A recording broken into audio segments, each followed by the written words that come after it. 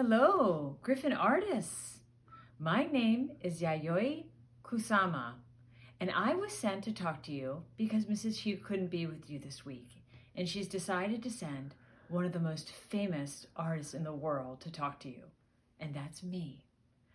And I live in Japan, so I'm sending this video from Japan. I did move to New York for a little bit of time, and I do love your country, but I ended up moving back to Japan to work more on my paintings. Let me tell you a little bit about how really cool I am. First of all, here's a picture of me. I do think I look better in person, don't you? Here I am at one of my art installations. I'm wacky, you might say, but I think I'm also wonderful. Time magazine named me one of the most fascinating people in 2016. I'm going to read you a book about my life that's going to explain how I went from just a little child in Japan to a world famous artist that has a lot of influence on artists today, like you, because you're all artists. At least that's what Mrs. Hugh told me. Let me show you some pictures of some of my cool work. I'm what you would call a contemporary artist, and that means of today, current. I'm alive, and my art is very much of the now. Some people have described me, and rightfully so, as avant-garde. Avant-garde means new and unusual. I don't know where they would ever get that idea. As you can see, I'm wearing polka dots, which is really my signature move, as they say. I have studied polka dots, and what I love about them is that when you fill a page with polka dots, you get the idea of multiplication, and you get the idea of infinity. And you're going to see the theme of infinity throughout all of my work. But let me show you pictures, because really, my art is really about visual and how you feel when you look at them. I am known for not only painting and being a good artist, that's someone that can create things on paper. Matter of fact, when I was a young girl in Japan, I studied traditional art, but that wasn't for me. Like I said before, I'm very avant-garde. I liked a new and modern way of painting, which wasn't widely accepted at the time in Japan. So you know where I went? New York City. And I spent many years there, and that's where I became quite famous. And I became very famous for what you would call installations, where you actually go into the art. Let me show you what I'm talking about.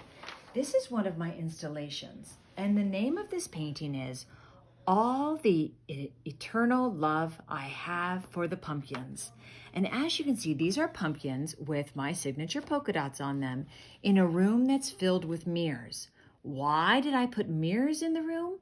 Because I wanted the room to look like it was going on and on and on for eternity. Remember, I mentioned that earlier. Speaking of eternity, let me show you another one of my installations that you might think is pretty neat. Check this out. Yes, I'm going to have to brag and say that my installations are wildly popular.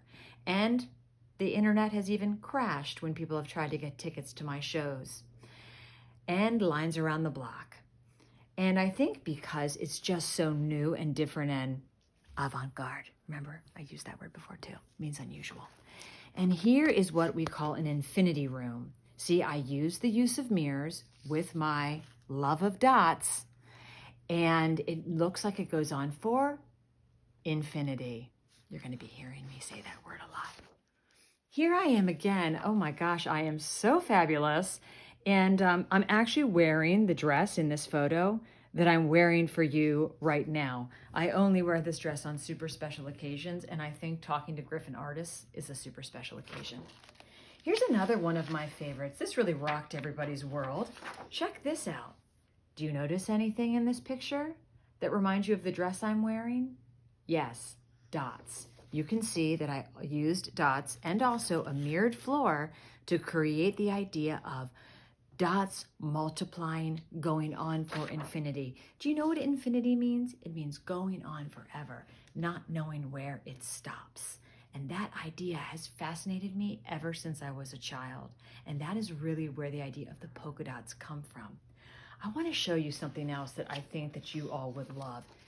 Here is an installation that I did. Again, this is what they might call environmental art, meaning I'm creating an environment that is basically all of art. So instead of you going to a museum and looking at a piece of art on the wall, you're actually becoming part of the art, which I love. How very avant-garde.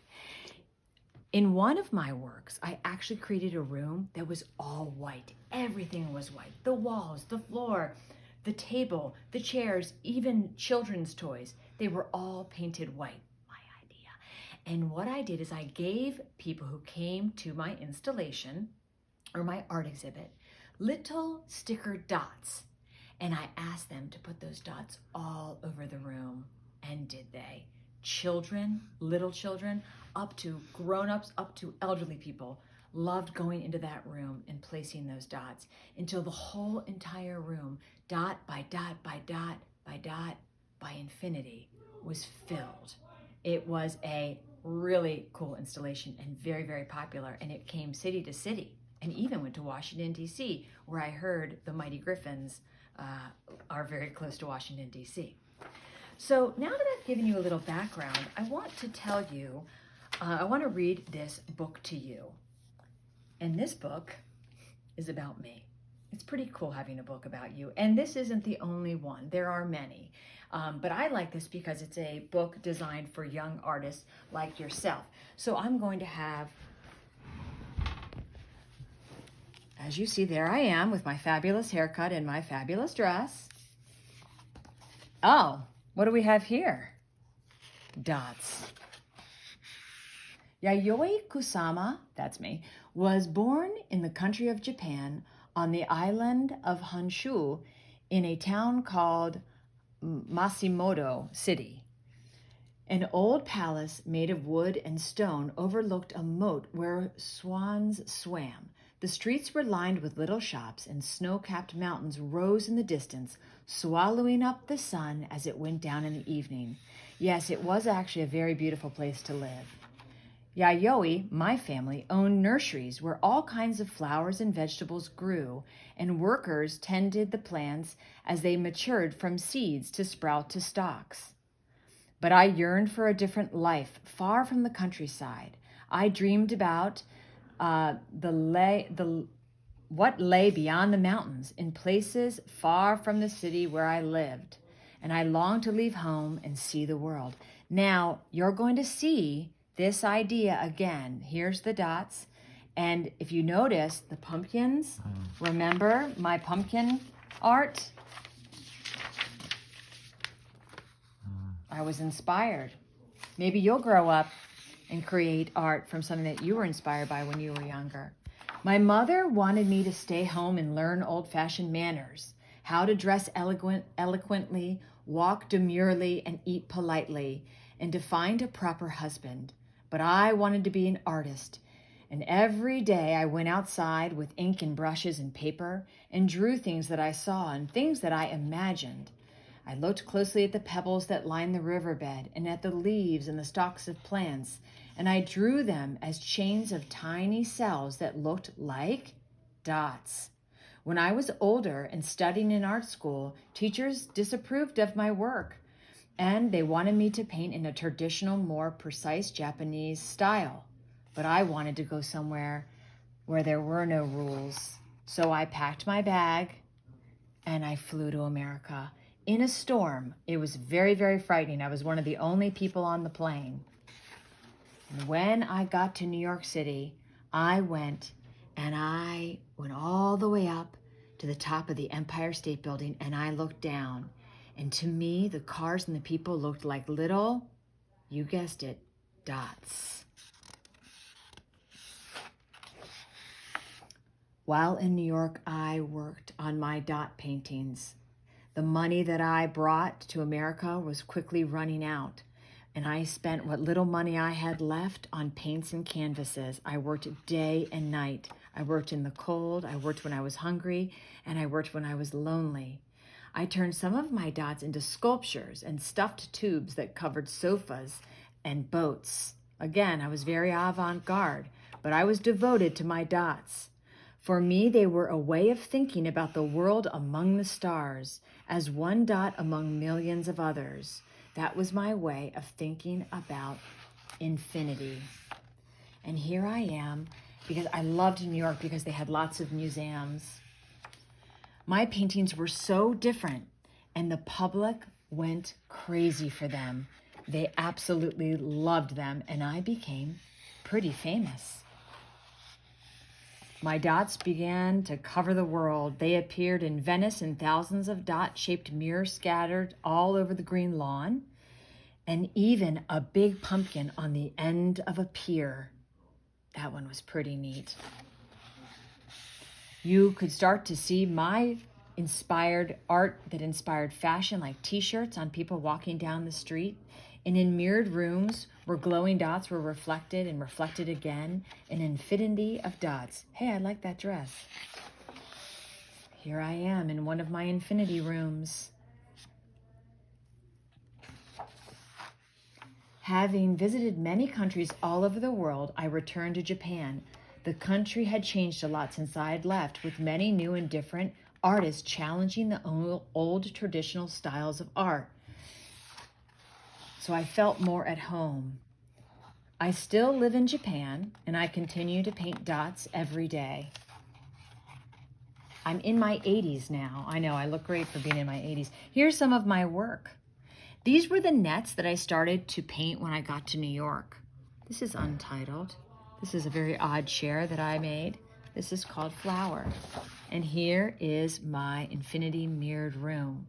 And this is called The Souls of Millions of Light Years Away. And I did this in 2013. And remember that white room I told you about where I had everybody put the stickers? This is it right here. It's called the Obliteration Room. And it's been going since 2002 until now. It's very, very popular, I think, because it's so different. That's an interesting lesson. Sometimes being different is what really strikes people the most. And I know that your teacher, Mrs. Hugh, has said before that a lot of art has to do with your perspective and what you're thinking, not necessarily about drawing or painting in a traditional way, but about what you might have in your imagination. And I can't wait to see what projects you do. Mrs. Hugh told me that the first grade is going to be working on these hearts that are very similar to my pumpkins, except she says she loves Valentine's Day and hearts, so she's insisting on you doing these hearts. And there's going to be a video with Mrs. Hugh explaining how to do this for the first grade. The second grade and the fourth grade are going to work on special flowers inspired by some of my sculptures. I made huge sculptures.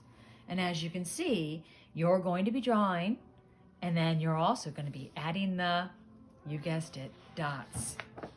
I can't wait to see what you do. Thank you so much for letting me visit with you. And if you're ever in Japan, come and see me.